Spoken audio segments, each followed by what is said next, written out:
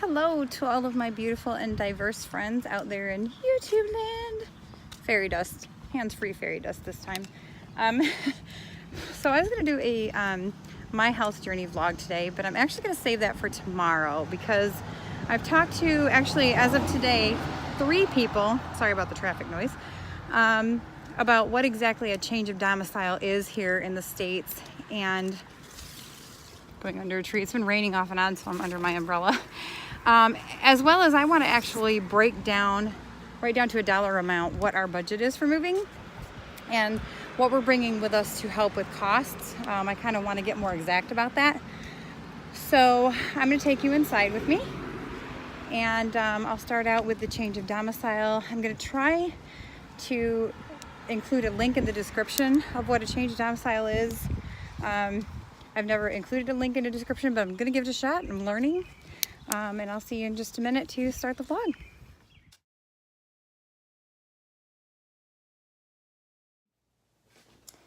Okay, so what is a change of domicile? Here in the States, in most of the 50 states, we have a requirement through family court.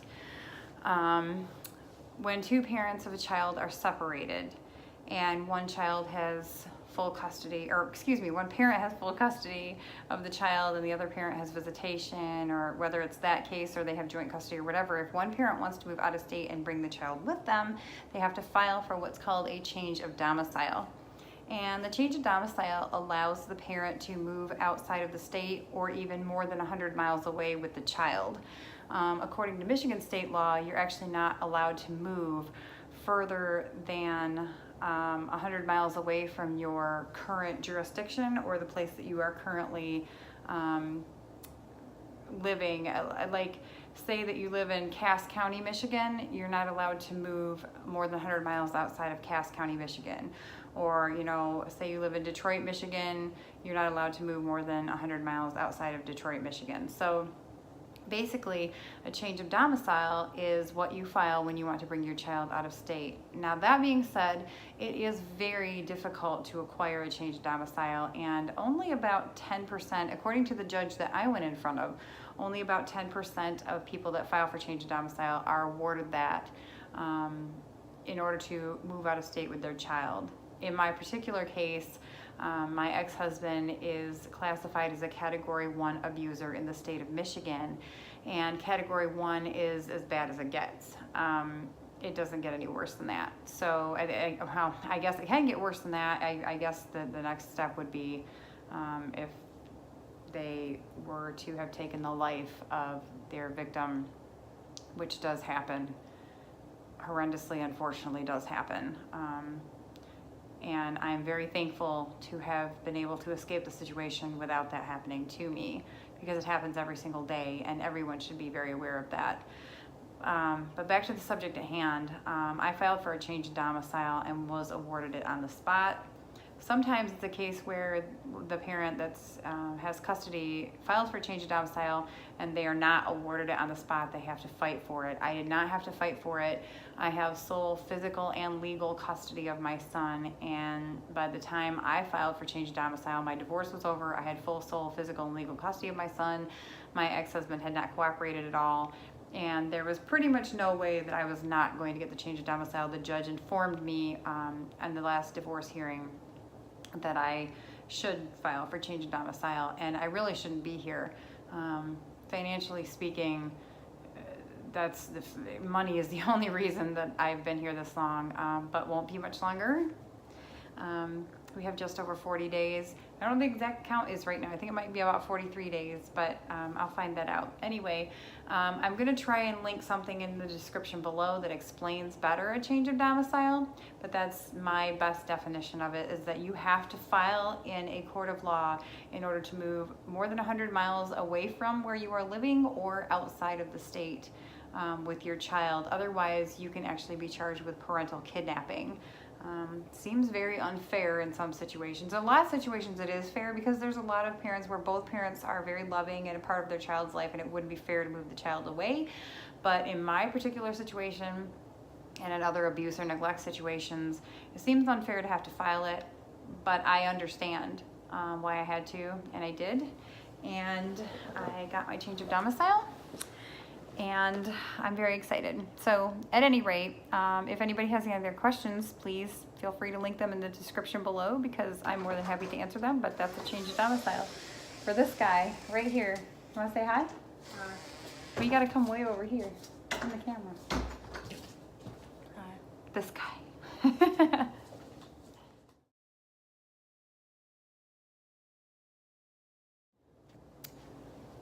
Okay, now for a pretty precise breakdown of our budget and what we are bringing to help with costs. And this is what I think more people, like my friends and things like that, have asked on anything.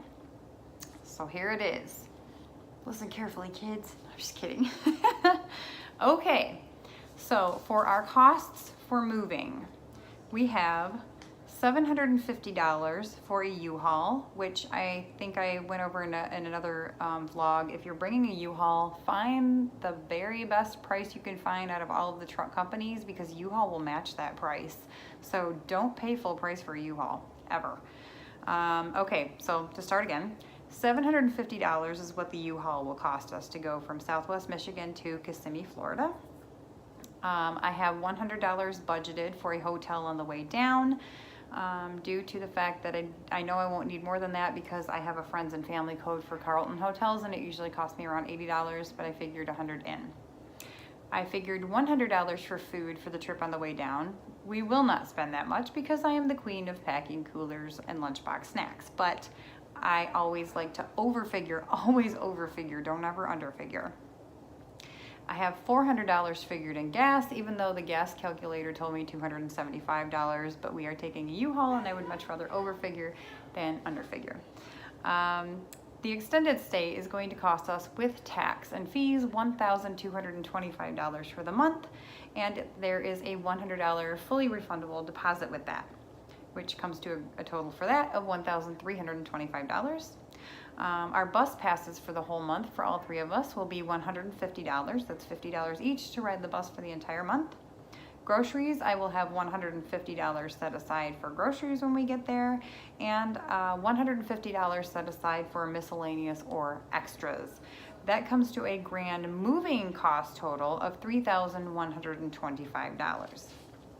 Now, for where that is all coming from, and just to get down and gritty personal, $2,400 is coming from student loans for that semester. That is the full amount of student loans I am allotted. I don't recommend taking out full amounts of student loans.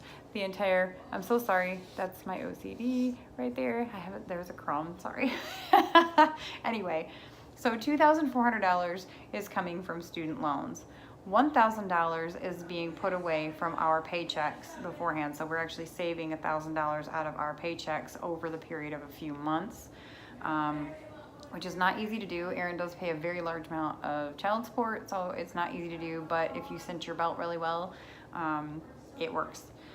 $300 will come from Aaron's plasma donations, which again, he, for the month of July alone, is getting $25 every Monday $40 every Friday. Yesterday when he donated, he got $60 because it was a surprise. You get $45 plus $15. You get extra bonuses here and there with plasma. I seriously highly recommend it if you can do it. It does add up. $600 will be coming to us by the first week, end of July, first week of August, in pay that we have coming to us still. So that is a grand total of $5,300. So our moving cost is $3,125. That's $3,125. I don't know if I said that clearly. And the amount that we will have is $5,300. Now, $1,000 of that is coming from the security deposit from this apartment. We actually paid $1,140 in a security deposit. We may get that full amount back. I only figured $1,000. We don't smoke. We don't have any pets. The apartment basically looks untouched, and we will leave it impeccably clean. So I'm figuring we should get the full amount back, but I figured $1,000 just to be safe in case he has a $100 cleaning fee or something. So $5,300 we're leaving with. $3,125 is figuring high in what it will cost us, which will leave us $2,175 when we get there. which can go up into the bank for additional groceries for the month, and if need be, to pay for the following month's extended stay. That being said, in order to help thwart cost when I get there, because I'm kind of the queen of budget and Aldi's and things like that. Sorry, Ryan's video gaming and I'm disturbing him apparently, so he just shut his door. I am bringing one large tote of non-perishable food that includes things for Aaron and I, like dried beans, rice, quinoa, canned beans, canned vegetables, applesauce, canned tuna, and canned chicken. These are all very high protein, well, other than the applesauce, high protein meal bases for us. Again, I don't eat beef, pork, wheat, or dairy. We will probably end up cutting out poultry and fish as time goes on too, but some of these things actually were given to us from a food pantry. We go to a local food pantry every week to help us stock and alleviate grocery costs. I will definitely do a vlog on that because we have a wonderful food pantry here, and I know it's not everywhere, but sometimes it can really help to alleviate grocery costs. I will also be bringing one small tote of food, and that will just be Ryan's food. He's a little pickier, so his will include things like ramen noodles, Pop-Tarts, macaroni and cheese, peanut butter and jelly, goldfish, non-perishable things that Ryan likes.